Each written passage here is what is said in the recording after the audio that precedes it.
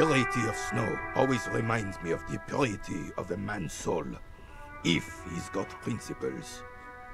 Renee, I found your guard booth. Yes, the Debardeurs Union pays me to stand vigil during the nights. Not out of any political allegiance, mind you. I'm an old man. Don't sleep more than a few hours every night anyway, and money is tight. He feels like he has to justify himself for some reason. You must have seen something on the night of the murder. Your booth looks right over the yard. Yes, it does. Unfortunately, I wasn't working that night. Been on a 2-week leave since last Monday. Why are you on leave? It's a private matter. Nothing to do with your investigation. You see, officer, René is the kind of man who would rather die than admit he needs medical assistance or, God forbid, sick it. A real man's man is just gonna ride it out. I'm fine, goddammit. Mind your own business. But no, please don't bump that wire. It's nothing. Just got to cut back on coffee. So who was working your shift that night? No one.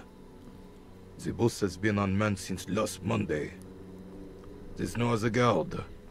Just me. The container yard has been unguarded for a week? Yes.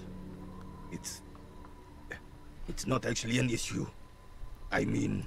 Look, officer. The container yard doesn't actually need a guardsman. Never had one before René. Monsieur Claire had that booth built specially for him. It's mostly decorative. Oh. He built it just to give this guy a job? Maybe he's not as slimy. Mostly decorative? The possibility of someone being in there is enough to discourage any ill-minded individuals. Evrard created this job for René because he knows the Royal Carabiniers' pension of honor and PTSD isn't something a man can live off. A decorated Kingsman collecting tear reflects bad on the whole neighborhood. His words.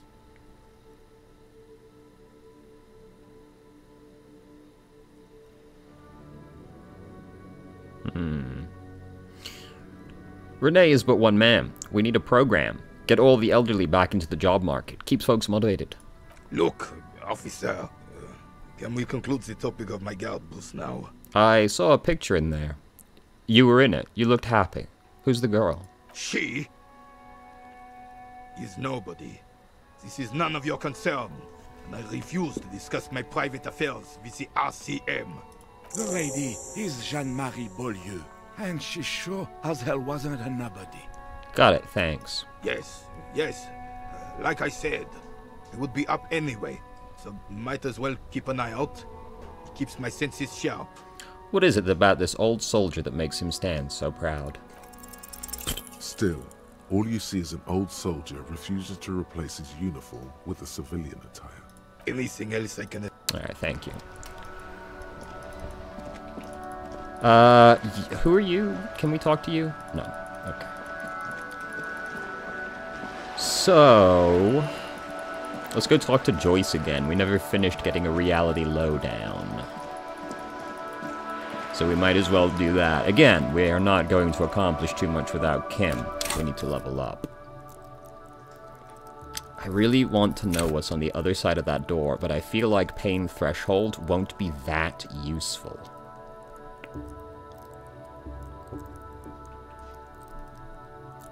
I'm going to level it up again so we can retry it, but I'm going to wait until we find some gear that has more pain threshold on it. Because I really want to know about the haunted door, you know? Your room in the Whirling isn't much bigger than this sloop. This is worth more than you'll ever earn in all your life. You're back. Good. What can I help you with? We haven't finished doing that. I talked to Evrard. You have? And how did you like Mr. Clare?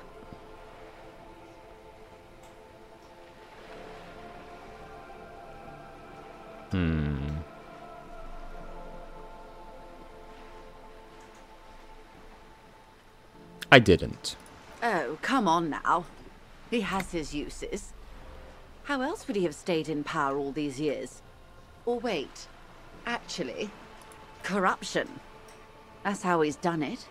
Fantastic, Verne-like corruption, reaching into the bowels of the earth. Of course. I don't expect you to share anything he told you with me. I'm not a verm myself. But if you felt like passing some information, how could I stop you? Are we not human? Are we not curious to hear another person's take? It's only natural. We would only be gossiping. Intellectually speaking, it would be quite interesting to hear what she has to say about these things. I kind of regret clicking on this without Kim being here. Mr. Everard is helping me find my gun. Oh. That's so helpful of him. So very, very helpful. And how is that going? Do you have any leads on that gun? Mr. Everard says it's almost ready to be found soon. Did he now? Well, then it should be any day now. Unless, of course, he's lying to you. Anyway, was there anything else you've heard? He definitely already has it. He's just wants to maintain the illusion of having looked for it. I helped him turn up the heat on the borscht. Did you now?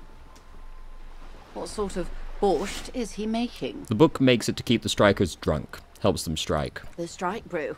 That's a classic. And by turn up the heat, I presume you mean put more alcohol in it? Nope, you misunderstood. I turned the knob like this. Beyond curious.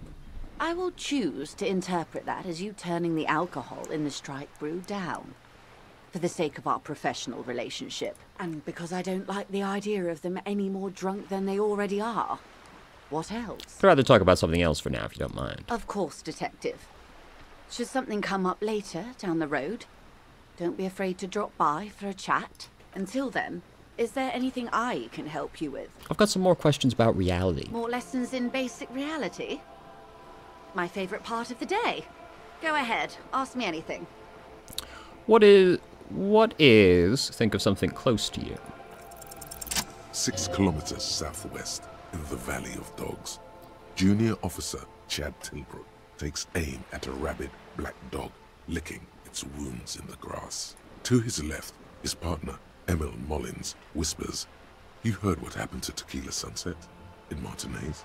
"Yes, he lost his mind," Tilbrook answers, fingers on the trigger. "Don't worry, Emil." He pulls it out slowly. Slowly now. He'll find it again. We always do. What am I? You? You're an officer of the RCM. The Revachol Citizens Militia? Preciso mundo. What is the Revachol Citizens Militia? Nothing more nor less than the de facto law enforcement body of post-revolutionary Revachol, Detective. You said de facto. Yes, that means not de jure. The RCM acts in what is poetically called the twilight of international law, both at the behest of the coalition government and to its chagrin. What do you mean?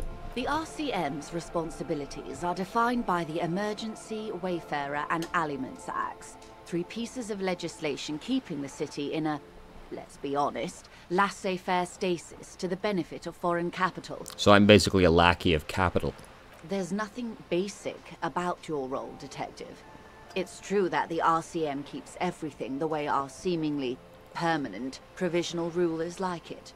Yet, on the other hand, I know these people. I deal with them daily. Let me tell you, dear, they are not fans of you. Why? The post-revolutionary decade was a disaster for the coalition government. Revachol in the 20s was hell, especially on the west side of the river. Gang warfare, a botched privatization scheme, a nuclear pile meltdown. They called it the international zone because no nation wanted to claim responsibility. The RCM restored peace where the coalition failed. A true blue citizens' initiative. They will never forgive you. This world really seems like a shithole, doesn't it? Like, doesn't matter where we get told about, it always sounds like a bad place. So, permit me to conclude with this. Who you are to me is the police. The only legitimate law enforcement authority in Revachol. Thank you, ma'am. And if those authorities drink so hard they need help recalling the basic terms of reality, well, I'm here to help. What times are these? These are unimportant times, Detective. You and I were born after the dust had settled. 1,000th of a second too late. Too late for what? For the big time. Her eyes light up. There's a flash of teeth. What's the big time? The revolution. Ah, and what is this? What is this revolution I keep hearing about? It's quite easy. Every 100 years or so, our species gets together to decide what's next, who gets shot in the head, and who gets the mineral rights. It's a real kerfuffle. Who got shot in the head? Those would be the communists. Generally speaking, 40 million people got shot in the head during the World Revolution. But the communists, they all got shot in the head. She's not gloating. It's a relieved celebration. Oh, and the anarchists too. They shot them well. So well, one forgets they even existed. That's very disappointing to me, personally, but... She likes the totality of it.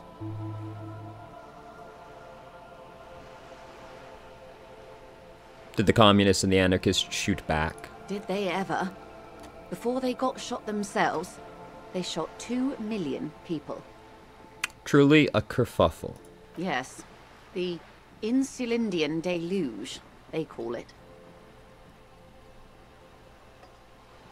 Anyone else get shot in the head on the opposing side? Oh, lots of people.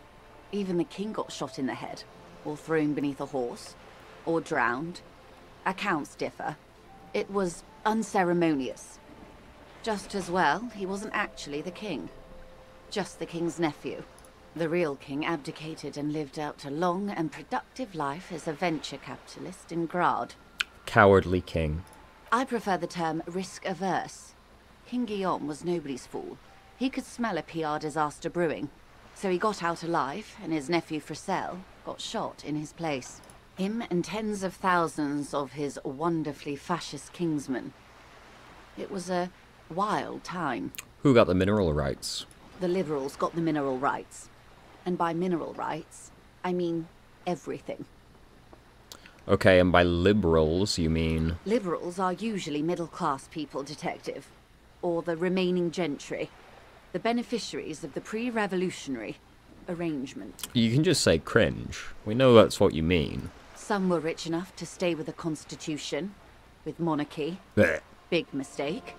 Others bet on the revolution. They were called the ultras, or ultra-liberals. They fared well. How did the liberals win it all? They didn't win so much as survive. We were the last ones standing when the war ended. Everyone else got shot in the head, remember? We. She's one of them. Of course. If everyone got shot, who was there to surrender to? To foreign intervention. The coalition. Those people really took the mineral rights. Wait, you just said that the liberals already took everything. The liberals took everything that wasn't nailed to the ground. The coalition took the ground. Fair enough. The ocean, the laws, and the people. Who are the coalition? The coalition of nations. Grad, Mesk, Vesper, Messina, Oranje, and Sur-la-Clay. The armed center of the world. They landed here and ended the revolution. It was the moralist thing to do. There is bitterness in her voice, tempered with understanding. She is critical, but ultimately understands the cause. Moralist? The moralists believe in keeping everything exactly the way it is. They believe in mineral rights, and not shooting people in the head. At least not in the same manner and volume as the others do. They are the long-standing provisional rulers of Revachol now, the coalition government. This is their zone of control. They embolden the RCM with crumbs of the same law they took. Technically speaking, you are a moralist. What a horrifying thought. The color of moralism is blue. The official motto of Moral Intern, or Moralist International, is a blue forget-me-not, a piece of grey sky. Unofficial. For a moment, there was hope.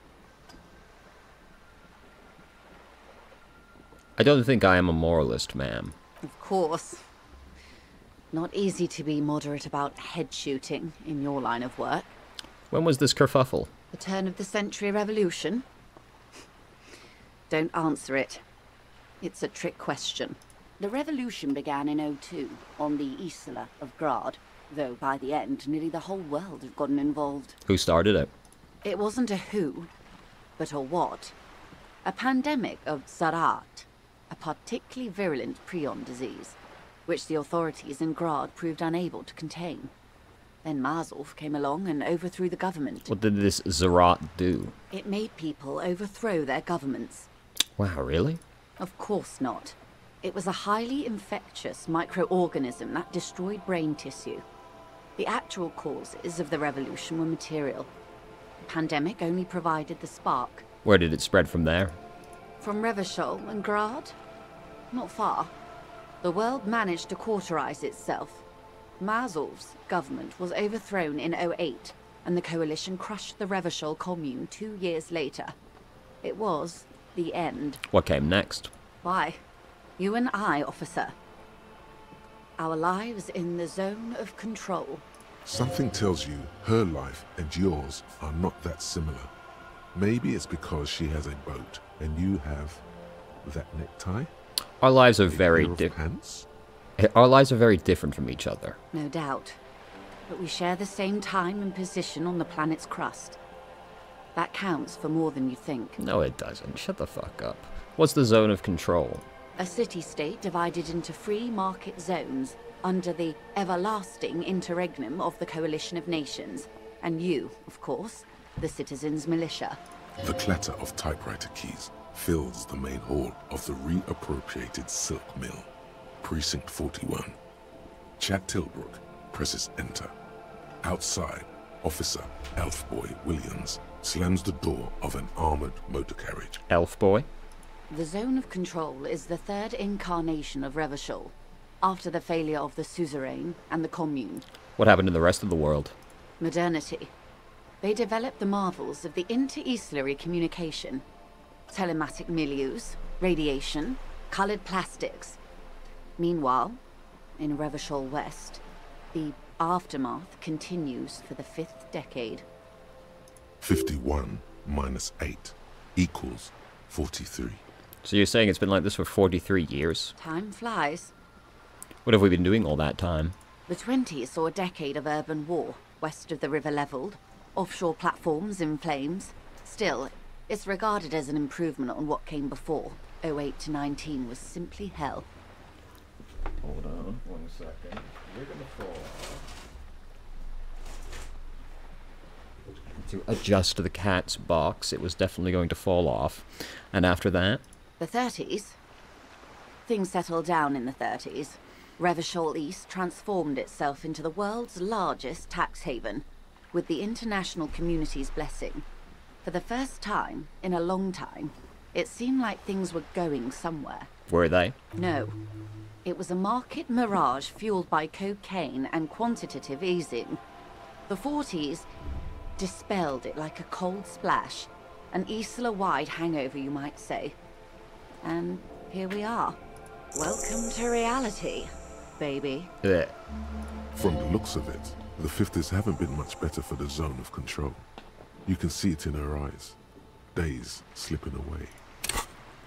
What now? Do we have anything that I wanted to learn? We can do these 4. What the fuck is this? Revachol Special Administrative Region. Le Caillou, the Insulidian Ocean. Coalition Government. Insulidian Mission Command. Name after name and none of them is familiar. They seem real, but something is wrong. You feel like a kid looking at stickers on the fridge. Trouvant, the Apricot Company. World Games 34. You could almost see your hand reaching out for them. Spud. Ah. You could almost see your hand reaching out for them. Scratch at the corners. See if they peel loose. This feels like the most important of all the thoughts. The one you truly must complete. Well, say no more, then, in that case. If this is one I must complete, who am I to argue? You don't seem to be thrilled. I've no right to be dissatisfied. This shirt is Barbara Muscova, this raincoat is impervious to rain and is guaranteed for 100 years. My daughters will wear it. No, it's just... She looks at the crumbling tenements, paint flecking from the stones. We could have had so much more. Every one of us. If only we'd played it right. What would you have done differently? Good question. What would you have done differently?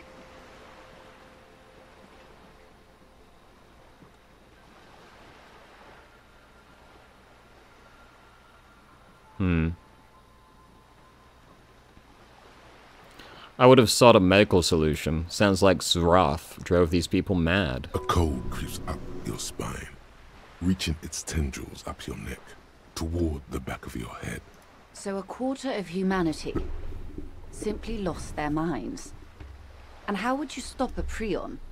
A complex folding protein, unlife, with the technology 50 years ago.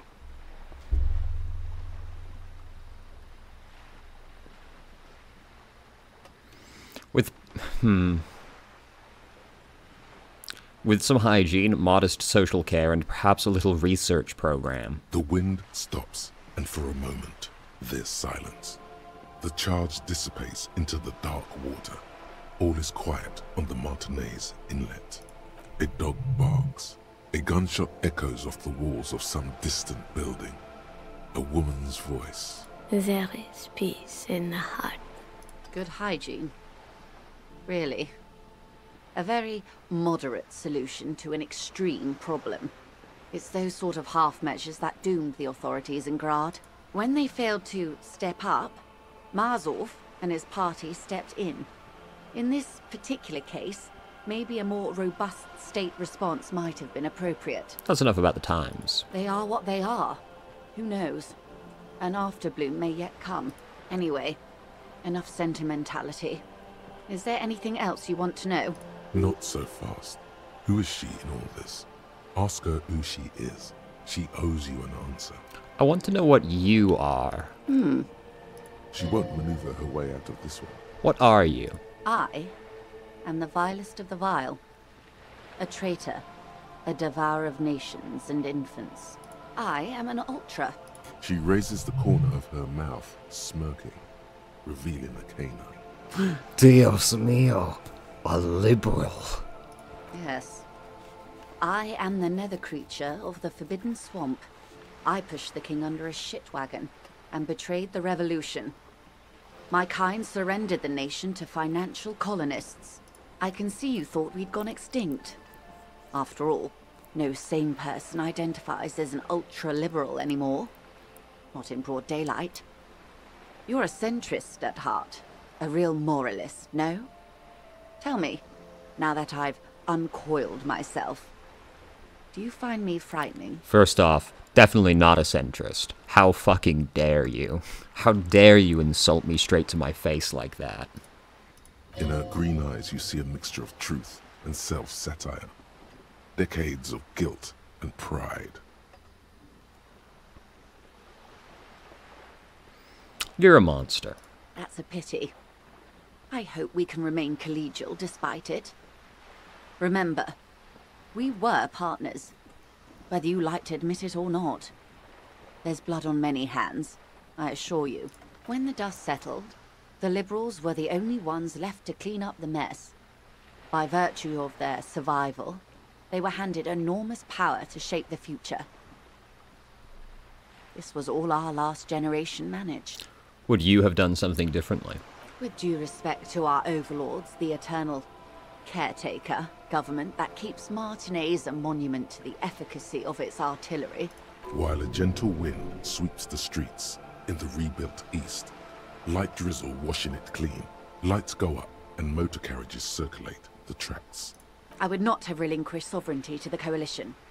Not here in Martinez, and not in the Stella Maris or Delta Beachheads either. If not for my own sake. She realizes her small, cold fists are clenched. She loosens them. Then for my daughters. We had an obligation to defend our sovereignty.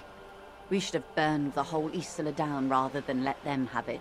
Dark orange flames reflect in her green eyes. An oil fire on the ocean. You're a patriot. Yes, I suppose I am. But I wouldn't be a patriot anywhere but here. You have daughters? Yes. Whatever else I am, I'm also a mother. And a wife. Now, Shall we return to reality? What is this? A bird? A sphenicid? A flightless bird of the polar regions? Keep guessing. Some sort of krill hunter? No, wait. You're an ancient ruin. A symbol of hubris and decay. Half submerged in some salty sea. Are you saying I'm ruined? Of course you're not, my dear. I'm just terrible at guessing games. I meant, what is this place here? Ah. This is the pier of Rue de Saint-Ghislain, 33A, where the tenants have been kind enough to rent me a slot. Or two. What is the Rue de... A pre-revolutionary tenement. Old buildings are called tenements, you see. And new buildings, bâtiments. After, les bâtiments nouveaux. But 33A and 33B are not nouveaux. They're old. This one used to be 8 to 10 stories tall. A real high-rise by the standards of the last century. Built to mirror the skyscrapers across the bay in the Delta. That was before the war, of course. Who lived in them? Mostly the urban middle class, I believe.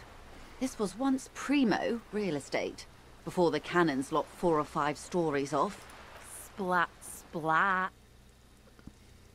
From a dilapidated balcony, Cindy the Skull gives Joyce the evil eye, her red paintbrush held to her throat. You could be wrong, but from here it appears as if she's running the brush across her throat in a soaring motion. Wonderful.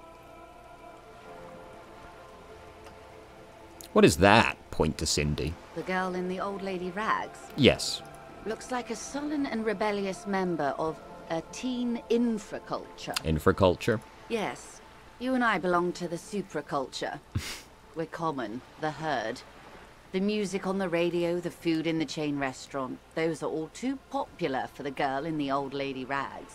She prefers a fantasy world, an infraculture with its own dress code and vernacular. It is an illusion, I'm afraid. There is no refuge from the supraculture. I understand everything. Make it more complicated somehow. I can't. That's how simple it is. One may dye their hair green and wear their grandma's coat all they want.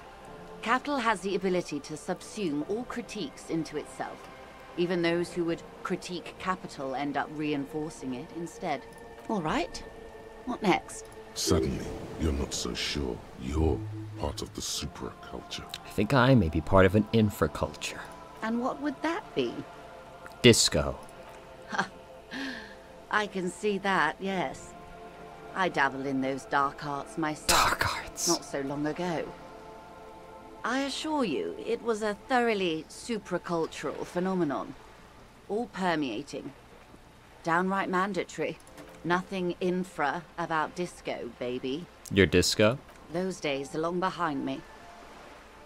And even in the early 30s, I would say I was more of a new girl. Disco was a minor, but still enjoyable facet of the whole thing for me. The new? The new. A cultural era. And the name of the decade it ravished, the 30s. It came out of post-revolutionary revival. It was ultra-liberal. It involved lots of partying, as you might imagine, and champagne-colored everything. By the looks of it, that would have been when you came of age. Now... Champagne? That doesn't sound like anything I'd be into. I'm straight edge. Of course. You're much more grounded. A serious detective on a case called Reality. Speaking of, is there anything else? What is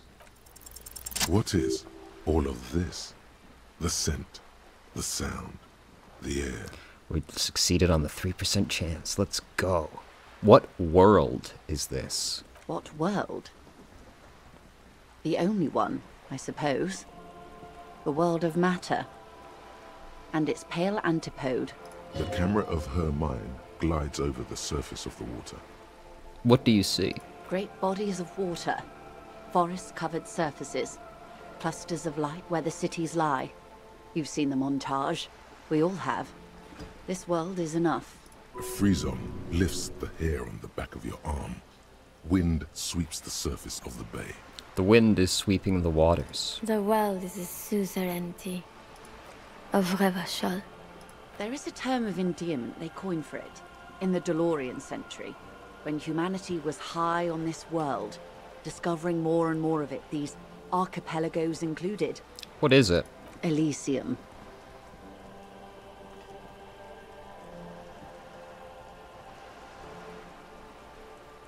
This world does not deserve a term of endearment. There are those who would call it hell.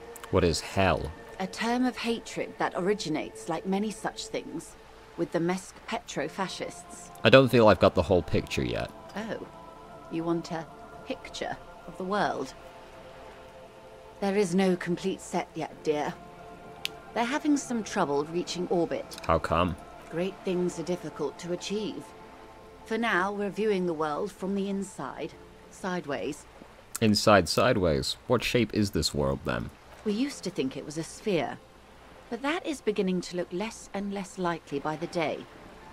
You wouldn't know it from the tabloids, but the ORG nations have been launching weather balloons into the lower ionosphere since the 30s. ORG, Occident Revachol Grad. There's a steadily increasing trickle of images. Between the big three scientific contributors, they're piecing together a dark grey corona. A dark grey corona? Yes. Pale covers 72% of the surface. Hello? There are grey flares and prominences, even arcs above entire isolas. The images are blurry, but if there was a sphere in there, it certainly looks like it fractured a long time ago. What the fuck? A cold fear seeps into you. Oh god, wait. What the hell are you telling me? You seem to be spooked. Her voice... Please don't be. The pale? What do you mean corona? They say there is a rarefied envelope of matter surrounding the darkened disk of our planet. That is, if we are still living on a planet. Or, to speak more plainly, imagine vast swathes of land disrupted by nothingness. What? So the pale is like... gaps in reality? Is that what you're telling me? What the fuck world are we in right now? I am sorry, dear. It must sound quite terrifying through the acute encephalopathy. Even scientific positivism isn't entirely convinced about what we're dealing with here. But this is one of the greatest questions of our time.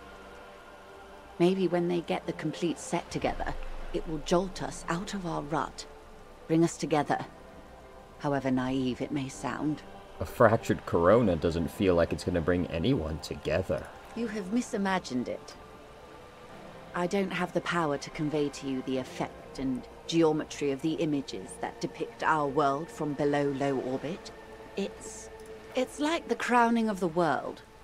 It's insane. Very disco. You'd love it. Well, if you say it's disco... See? Everyone finds something worth holding on to in this world, however wasted its opportunities. The cold seeps into you. The air is heavy with 80% humidity. Suddenly, you're conscious of yourself standing there, on whatever this all is. Your arms hang down by your sides. What is pale?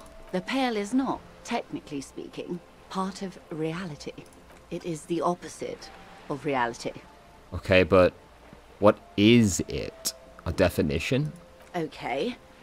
The pale is the most dominant geological feature of the world, Detective. The separative tissue between the islas. It is the interocellular mass. Wait, what is an isla? Isla is a Messinian word for a continent of matter, enveloped on all sides by the pale. Also, isolation, or landmass. We used to believe there was only one. In the last 4 centuries, we have discovered 7. Mundi, Seol, Samara, Ilmara, Grad, Katla, and this, Insulinde.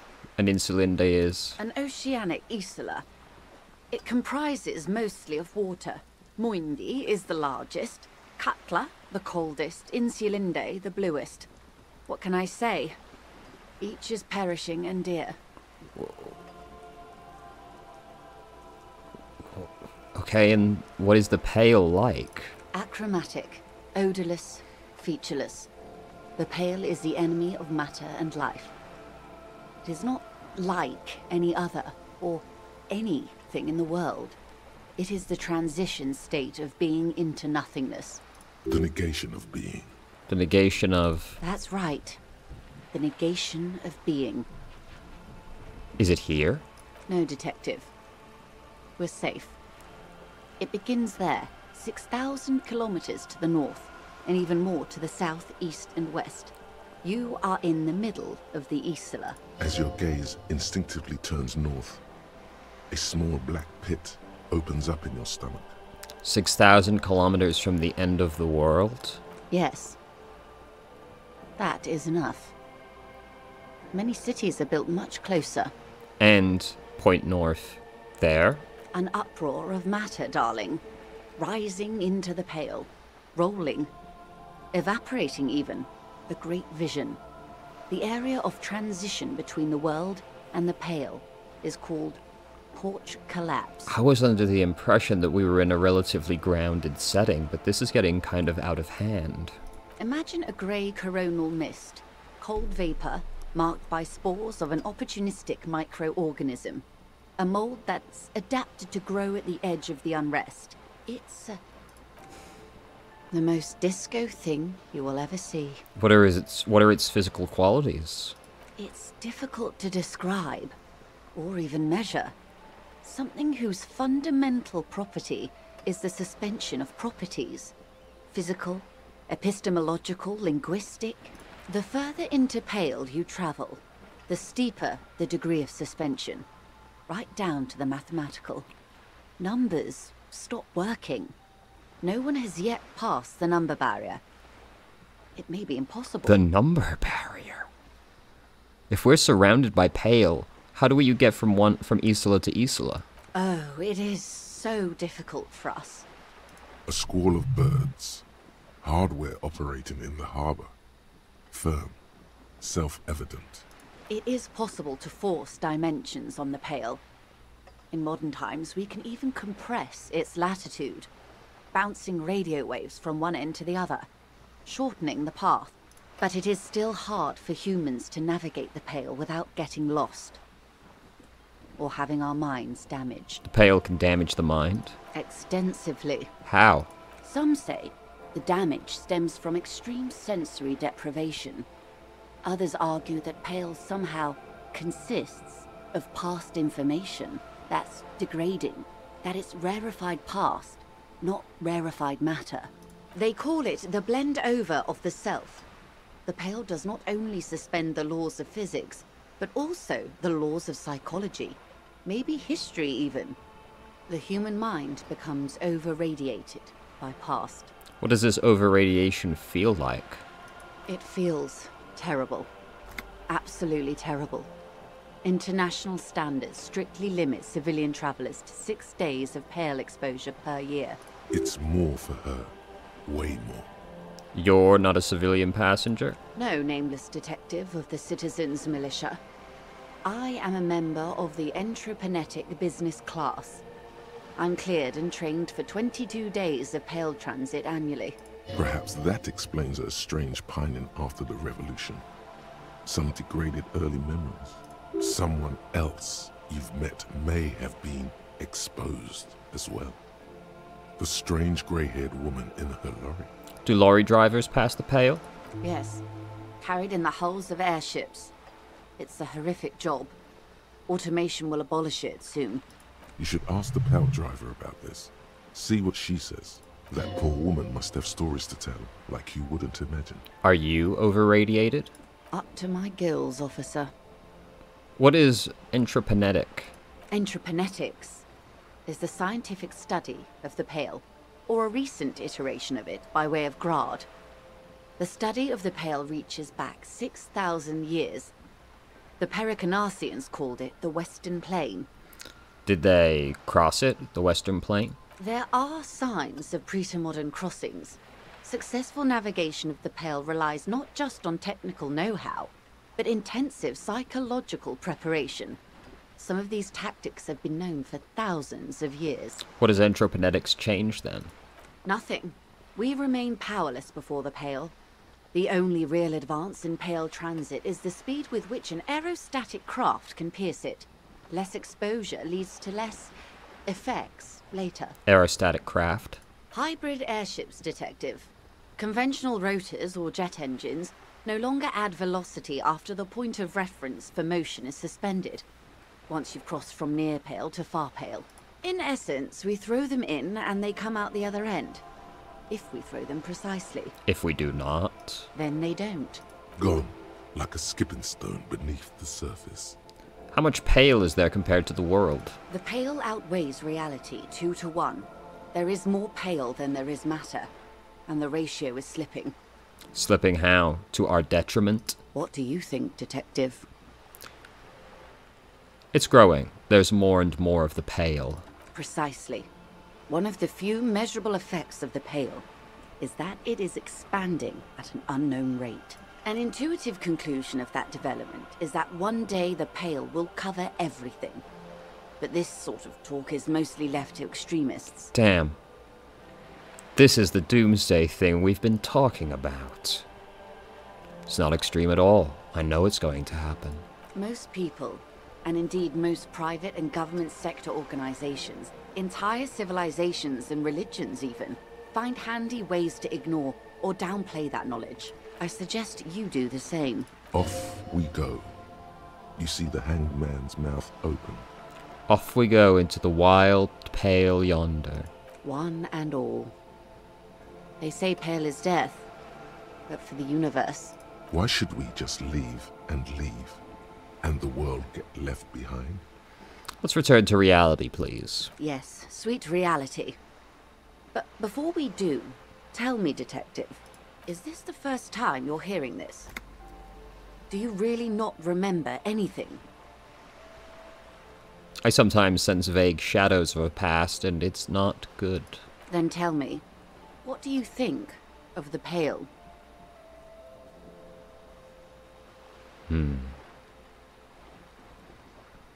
Yes, communism, of course.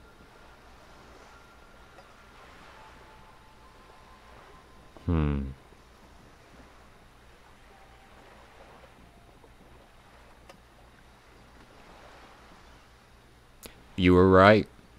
It's disco. Her eyes tense. Crow's feet radiate from them. She observes you, your bloodshot eyes and swollen face. You really didn't know. This does not spell good for the investigation, Detective. If you don't know even this, then... This investigation will be my masterpiece. The one they remember me by. I promise. I hope so. I truly do. If I may suggest, hold on to your colleague, Kitsuragi. I ran a check on him and he is very competent. In the meanwhile... Some of that assurance is meant for herself, as much as it's meant for you. She must have a lot on the line here. You have me. I will assist you in any way I can, even if we have to do it one basic term at a time. That's all for now. Glad to have been of assistance. The little that I know. Bye. Jesus Christ. I had no idea things were so dire. Alright, well, that was cheerful. Let's go talk to somebody else. So... the big question is how are we going to get the money to pay for the room? How much do we need? Isn't it like... where's the log?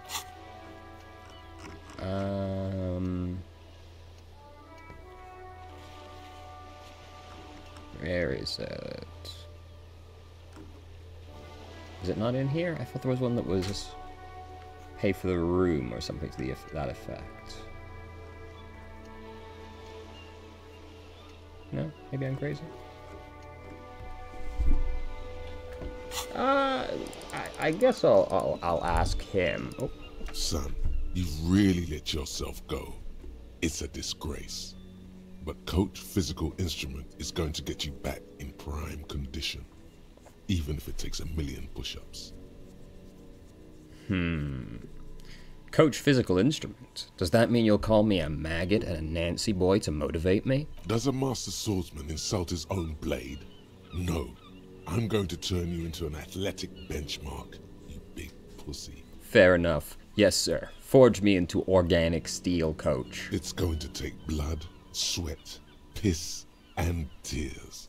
But when I'm done with you, boy, you will be a master athlete. Wait, why piss? When a man sets his mind and body on something and gives his 110%, he is sometimes going to piss himself.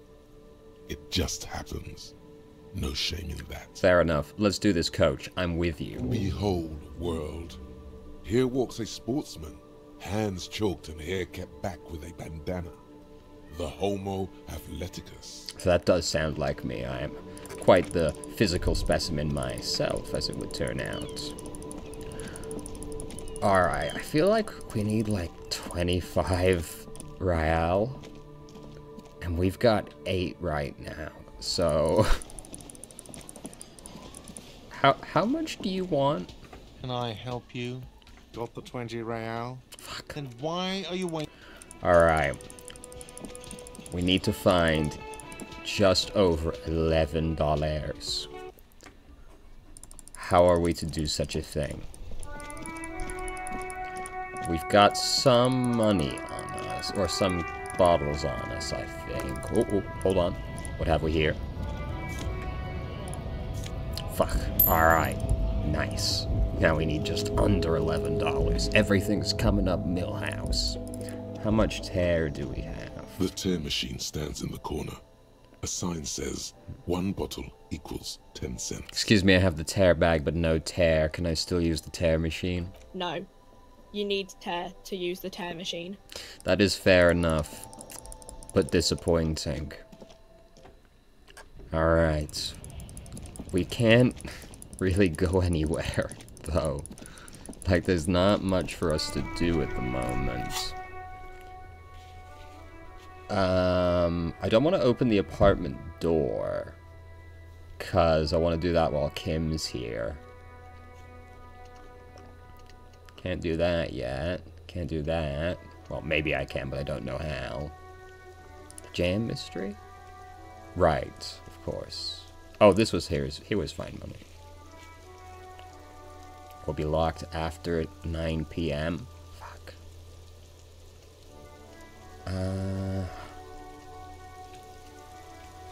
Man, we you know, we're kind of hopeless right now until Kim gets back, or we can leave this area. Can we pawn some stuff? Do we have pawnables? Hello again. How can I help? Sure. Let me have a look. Let me check. Anything else you're pockets. thinking of selling? He didn't take it.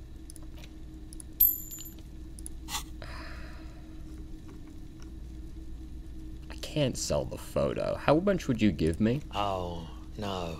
I don't like those kinds of objects. No sale. That's fair enough. Do you know what the tattoos mean? Aphotic paths, counter-radiance networks, anti-magnetism.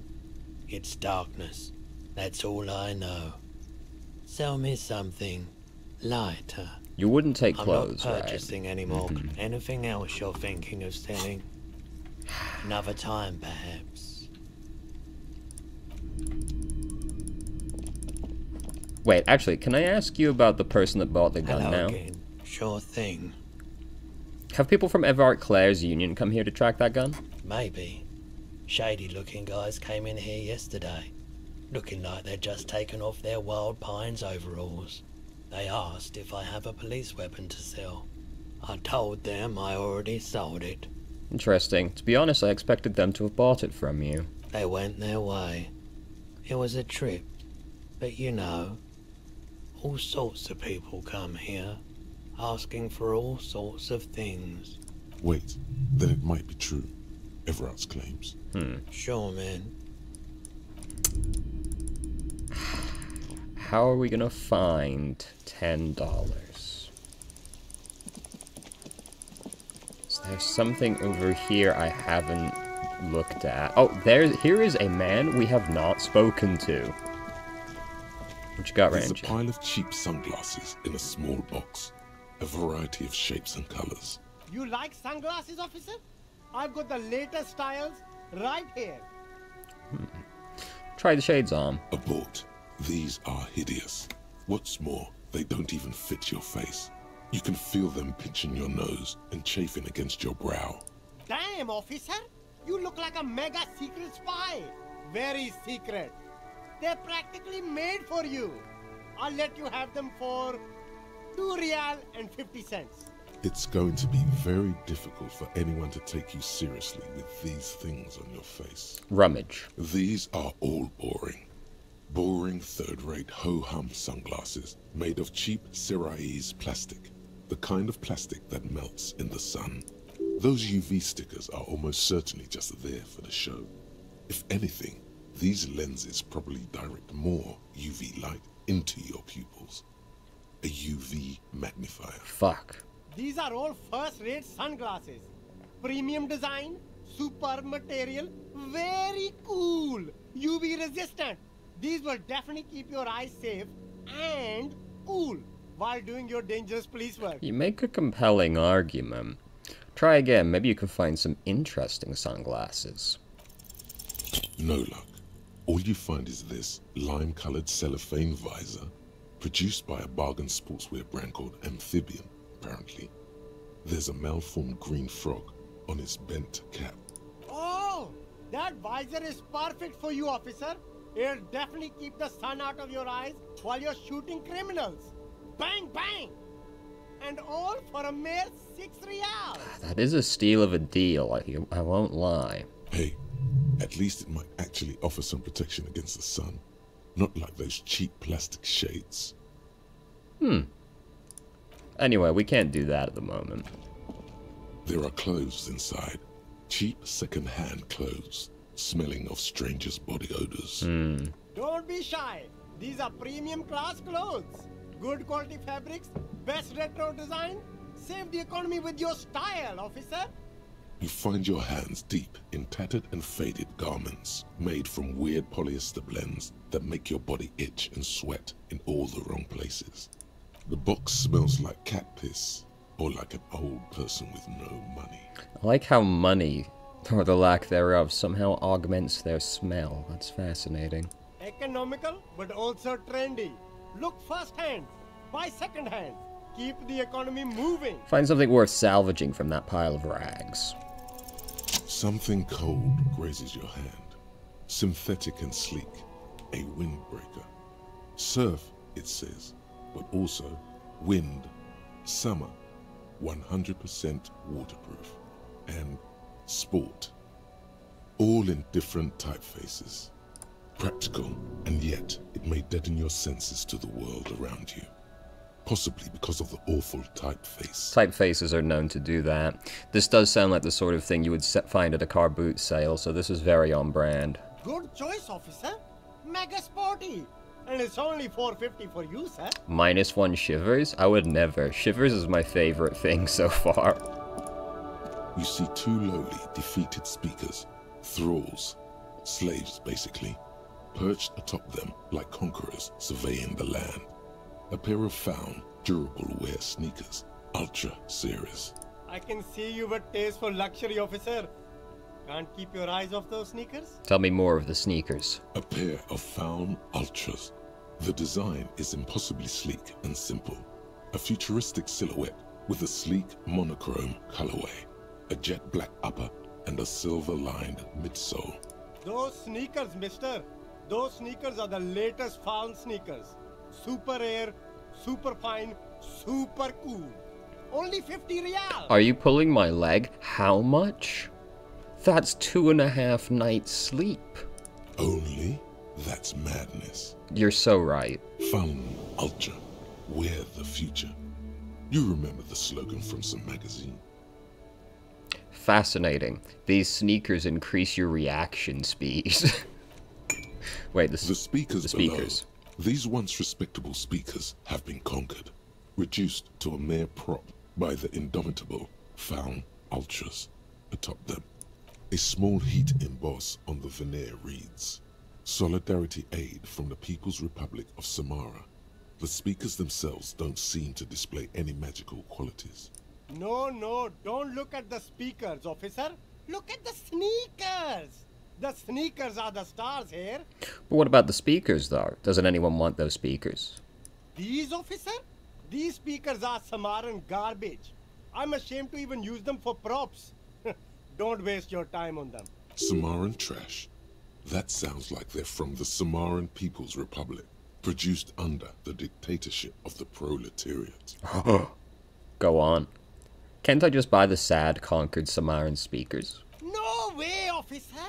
These aren't for sale. They're bad speakers. Lo-fi socialist junk. That's why I want them. I think I might be lo-fi socialist junk myself. No, officer. You're a high-class policeman who accepts nothing less than the best. Lucky for you, I've got the best on sale. You don't know what I am. I don't even know it myself. I want the speakers. Well, if you want them... I can't believe I'm having to badger this guy into selling me something. But see, they are the pedestal for my sneakers. If I let go of the speakers, where will the sneakers go? I can't leave premium lifestyle sneakers on the ground. Isn't that where they're destined to end up one way or another anyway? If, on the other hand, you wanted to buy the sneakers too, I could maybe throw in the speakers for little extra. 50 cents? Now that's a deal. Damn, so you have to buy the sneakers first. I'll be back for these sad, conquered Samaran speakers. You see a Samaran street vendor surrounded by a motley assemblage of goods. When he realizes you're looking at him, his face breaks into a wide, welcoming grin. The name Sileng is embroidered over his breast pocket. Happy shopping, officer! Everything's cool here. What's so cool? Everything's cool. The goods are cool, the customers are cool, the place is cool. And one more thing, officer. From out on the bay, a cool wind gathers. It sweeps into the city, tugging at the textiles hanging around the stand. Some distance away, the sound of a tin can clattering across the street can be heard. You're very cool. Bang, bang, bang, bang!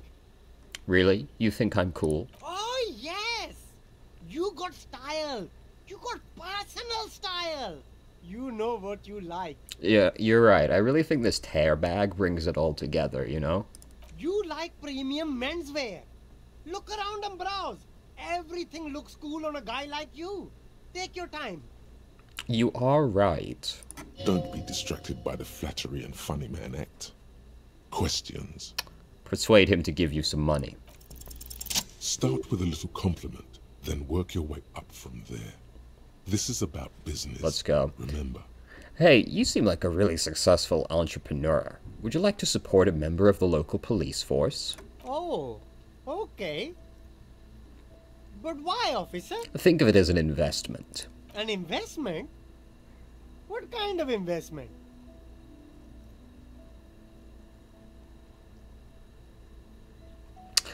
It's an investment in your customer base. Gotta prime the pump, man. Fair point. You can't have a successful business without a loyal customer base. How much is your loyalty worth? 10 real. 10 real is a bargain for that kind of investment. You got it, my man. Let's fucking go. Problem solved. Where are you from, Sealang? Me? It's a boring story, officer. Who cares about the past? I'm all business now. All revolution. This man probably comes from Seaguy, sometimes known as the Apricot Suzerainty, an archipelago in the Samaran Isola. You're from the Apricot Suzerainty, right? Sea guy, apricot suzerainty, it's all the same to me. It's all cool. I'm interested in sales. Go ahead, let's make one. Super high quality, friendly prices. We should not ask about the drugs without Kim here as well. Like, we shouldn't do critical investigation stuff without Kim. Oh fuck, let's go. Alright. Hot air rises from the sewers. Sour, acrid, and strangely comforting. I don't know about that, man. Oh wait, we leveled up. I think we gotta learn from Coach Physical Instrument, brother. So you were minding your own business, trying to get some detective work done, when suddenly a voice emerged from within you and told you you're a wuss, a namby-pamby, a sissy, and a limp jellyfish. The voice has zero gender sensitivity, and even less empathy for underwhelming athletic performance. Try to purposefully piss it off, see if it teaches you something. Pretend you don't know the difference between a double and a single support phase and the discipline of hammer throw. It hates that. Alright. A helpline to the company that controls the drawbridge. Well. What now? What was that? A sewer grate. A gateway to the river of filth. So what now? We should ask the old lady about the pail. That's what we should do. Because, you know, there's not a whole lot else going on at the moment. Is there anything we checked out over here, right? Oh, fuck. Ruins full of snow. No one lives here anymore. Can't actually go anywhere down there, okay.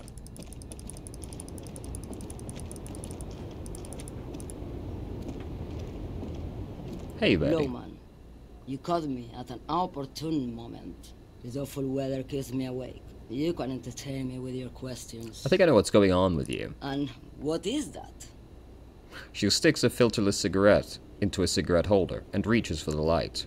You're a pail driver. You transport goods through the pail. Oh, meu Deus. The lawman solved the case. She lights the cigarette. A white cloud of smoke disappears into her mouth. And here I was, thinking you were an idiot. So, are you? An idiot, I mean? Republica. A filterless cigarette from Misk. Republica? That's not very healthy. Neither is spelled transportation. Life is transitory. So true.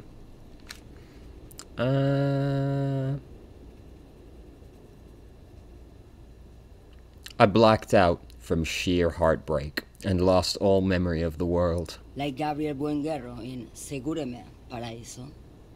You're the opposite of me, then. I remember everything, even the things I never knew. Things you never knew. The smell of liquor on Gabriel's lips after the shoot. In the motor park. The roses on the day of Franco Negro's coronation. On the grand stairs of Ryle. The smoke from the Fowling piece when Dolores Day was shot. The look on her face, like an orgasm. The wound in her chest. My hand in my father's hand. Except I never had a father. And I never shot her innocent Dolores Day. Over radiation? Heroic doses, Hervé.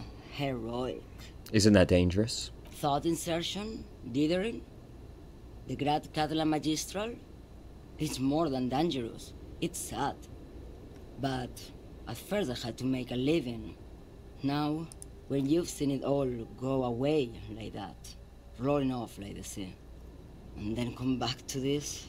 She gestures at the square, the broken horse monument, the clanging of machines in the distance. What are we doing here?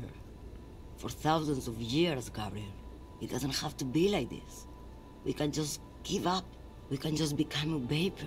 What does it look like, the pail? Like looking into the ocean at night, in the dark. And... You cannot see it, but you know it's there. And it's big, bigger than anything. Bigger than all the other things combined. What does it feel like? Nothing. Until it starts. When you are deep enough. Then, for me, it's like autumn. Dark, gray, and orange. The orange of street lights and the color of streets in the electric light. It smells like autumn too. It smells terrible. Nostalgia. Cooped up in the cabin, shaking. Terrible nostalgia. For yourself. For humans. It's too much to bear. She loves it. How do you pass through it? In the belly of an airship, behind the stair windows. So you don't look straight into it.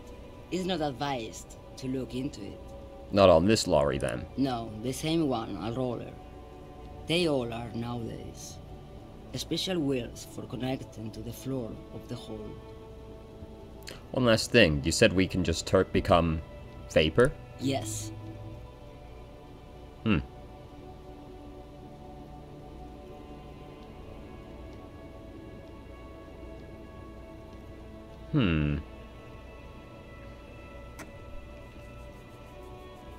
I would rather have what you have than what I have. They say there is a point. One that I have not crossed.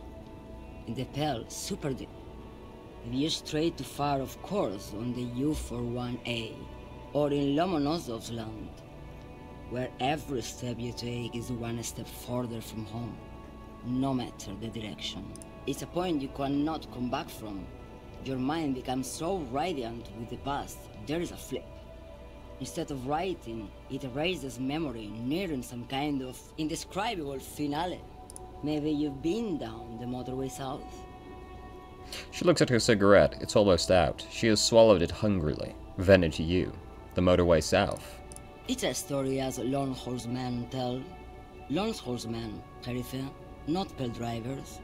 Way beyond the established Pale that's lit by radio frequencies, where it goes silent and dark, and the process begins, erasure, kilometer by kilometer, in any direction. The motorway south is a road you cannot come back from. What's at the end of the motorway south? No one knows what's at the end. I've only glimpsed the beginning. I've only felt it in the distance, when I was a child. A child rowing on the lake. Ma'am? Josiane. A sigh escapes her lips, then silence, as she stares within herself. There is nothing more to do now. She's far away. She is receding, in the clutches of some indescribable scattered emotion. A child, descending. Should we just level up again? No. It's because we got motorway south. At the edge of the map, the landmass begins to disintegrate into pure trigonometry. The ocean melts, becoming a tangle of sines and cosines. The mountain range turns into a sharp angle to azimuth. Its green rain shadow dithers, like music turning into a waveform, and then vanishes. This is the end. A half-remembered textbook from your childhood. The porch collapsing on the edge of the Isola. A transition from reality to Pale. A single vector shoots out, like a rocket. It's the motorway south, splintering off from the known Pale. To where? Where does it go? The Pale is fascinating. I would love to know more. I'm guessing we won't get the chance to actually see it at any point. Because, I mean, it sounds pretty fucking eldritch, doesn't it? Alright. Let's give Garth the money before we do anything else. I don't know. Are we gonna get mugged or something? You never know around here, it feels like. Hey, buddy. Can I help you? About my bill. 20 real. Good. You got the room for the night, but remember... Yeah. Now, back to business. But what business? We have to wait for him to do basically anything. We leveled up pain tolerance again. Is that... What are the odds for this door now? Whoa. No sane person would ever put their head into such machine. Okay. A heavy door with a missing handle stands before you. Okay. Close. We're getting there. Maybe Coach Physical Instrument will help. So...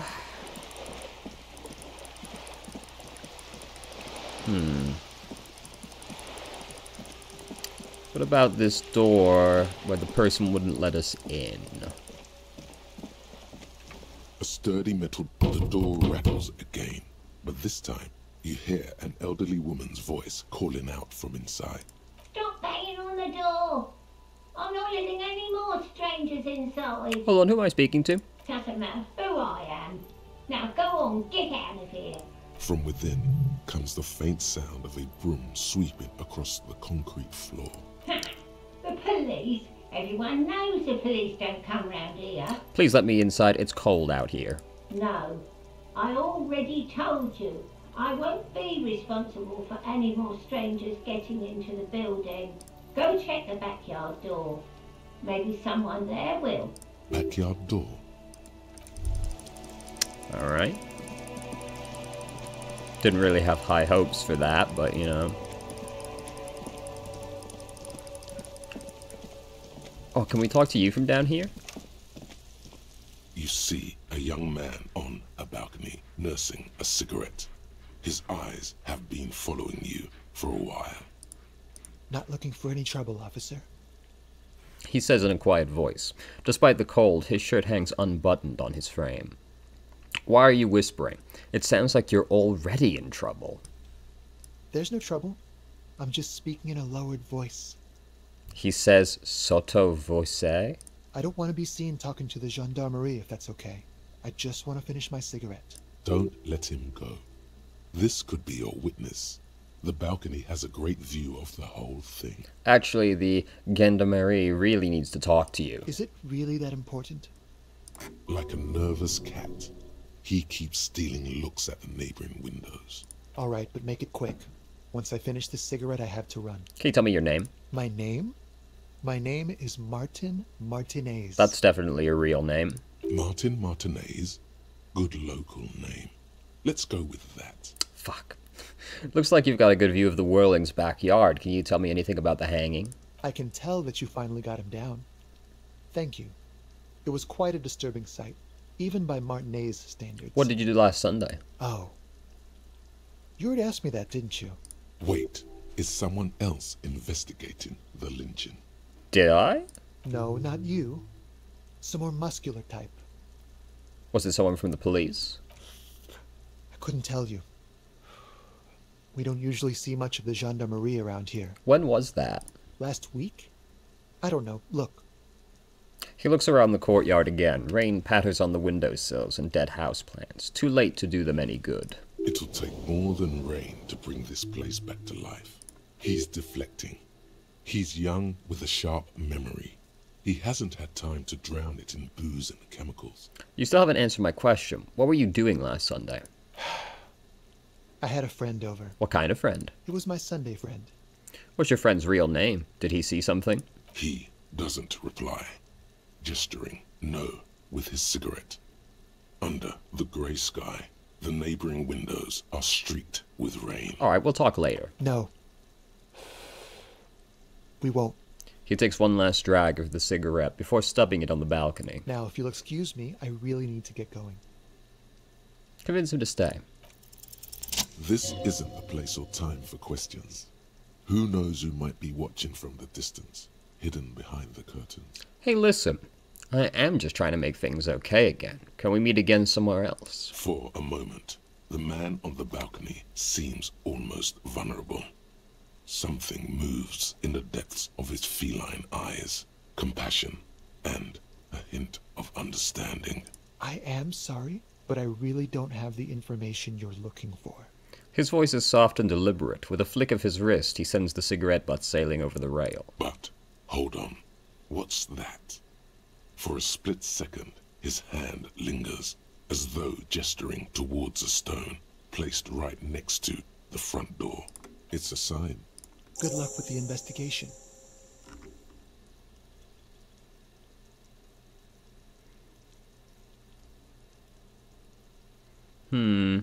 I'm almost hesitant to do this without Kim.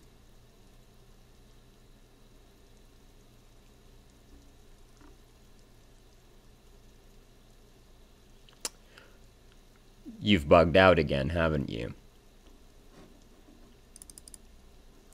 I see. This isn't just a measurehead thing, huh? This is just like when people leave the scene, is it?